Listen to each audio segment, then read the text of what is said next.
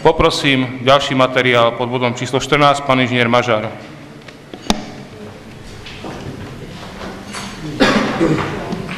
Vážený pán primátor, vážené mestské zastupiteľstvo, predkladám návrh na zriadenie televízneho štúdia.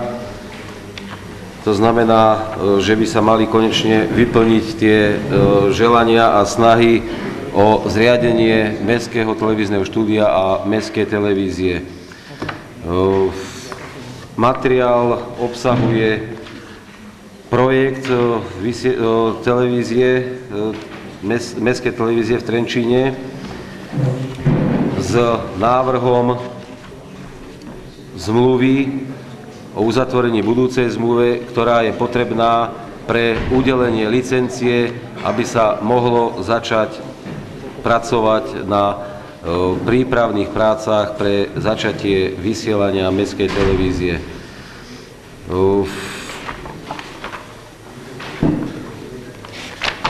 Prakticky, ako som už spomenul, táto zmluva je potrebná na udelenie licencie Radou pre televízne vysielanie Slovenskej republiky.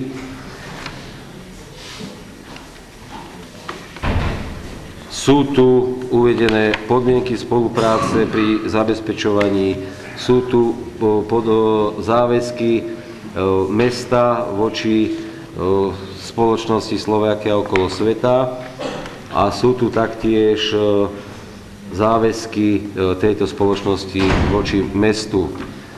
Predpokladám, že ste si materiál preštudovali a v prípade otázok je tu prítomný zástupca spoločnosti Slovakia okolo sveta, ktorý by vám vaše prípadné otázky zodpovedal, a preto by som vás prosil, pokiaľ budú otázky, aby bolo umožnené mu odpovedať, pretože ja môžem len povedať k týmto záležitostiam, čo sa týka zmluvy, prečo sme tento návrh zmluvy spracovali, ale konkrétne a technické záležitosti a práce, ktoré už boli okolo toho vykonané, vám môže zodpovedať on.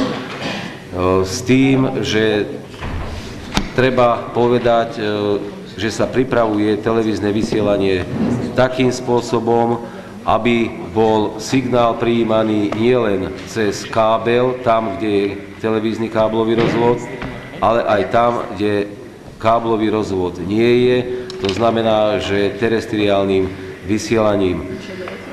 Návrh na uznesenie znie: Mestské zastupiteľstvo v Trenčíne schvaľuje zriadenie televízneho štúdia a po druhé poveruje primátora mesta podpísať zmluvu o budúcej zmluve k udeleniu licencie na televízne vysielanie. Chcel by som vás, vážené kolegyne, kolegovia, požiadať o odhlasovanie tohoto návrhu na uznesenie. Ďakujem. Pán inžinier Mažár, ďakujem za predloženie materiálu. Otváram rozpravu k bodu číslo 14. Pán inžinier Filko.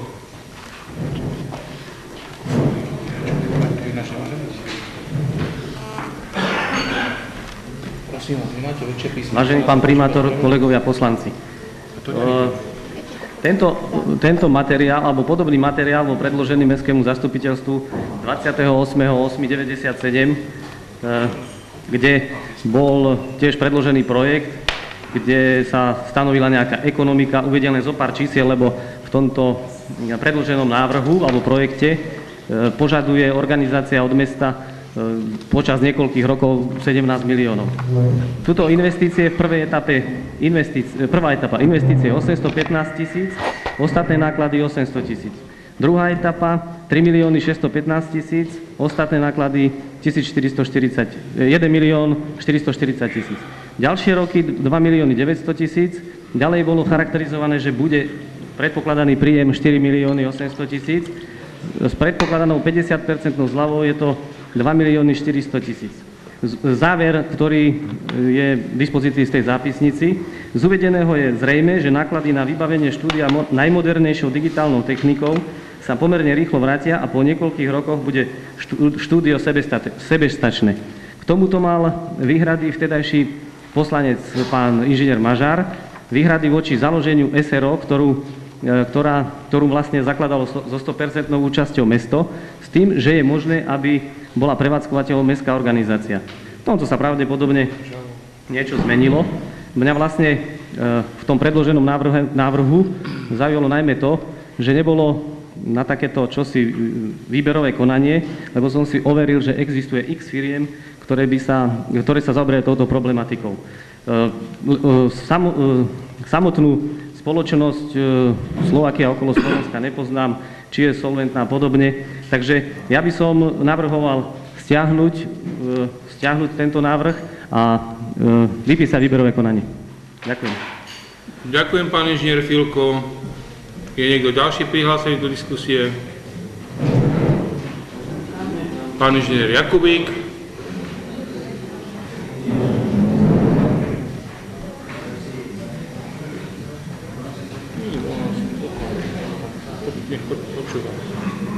Vážený pán primátor, kolegyne, kolegovia, domnievam sa, že toto je tak závažná problematika, ktorej by sme mali venovať minimálne takú pozornosť ako rozpočtu a odpadovému hospodárstvu. A dovolil som si iniciatívne zistiť, lebo zrejme už asi takýmto spôsobom budem musieť vystupovať. Existuje na Slovensku asociácia lokálnych televíznych vysielaní na Grešákovej ulici číslo 10 v Košiciach.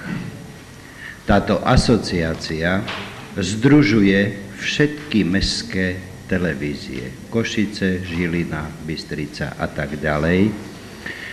A združuje ich takým spôsobom, že je v stave a združuje tie spoločnosti, ktoré už majú svojím spôsobom pridelené licencie vysielacie od Rady pre rozhlasové a televízne vysielanie a je v stave zabezpečiť ponuku podľa predložených požiadaviek od buď všetkých, alebo vybraných členov podľa toho, aký rozsah činnosti sa jedná. Odporúčam k tomuto materiálu, aby som to skrátil, tak zobrať tento materiál na vedomie a uložiť viceprimátorovi, aby kontaktoval túto asociáciu s požiadavkou na vypracovanie protinávrhu pre zabezpečenie mestskej televízie v Trenčíne. Máme možnosť si vybrať, že či to chceme, aby nám tento protinávrh alebo ďalší návrh spracovala spoločnosť, ktorá riadi Košickú televíziu TV Naša, ktorá nepochybne je vysoko na prvom mieste v rebríčku mestských televízií, aby nám spracovala ponuku tá spoločnosť, ktorá zabezpečuje a prevádzkuje vysielanie mestskej televízie v Žiline, či v Bystrici, či v iných mestách. Ale nie som presvedčený o tom, že tento jeden jediný je ten správny. Ďakujem. Ďakujem, pán inžinier Jakubík. Pán inžinier Bebiak.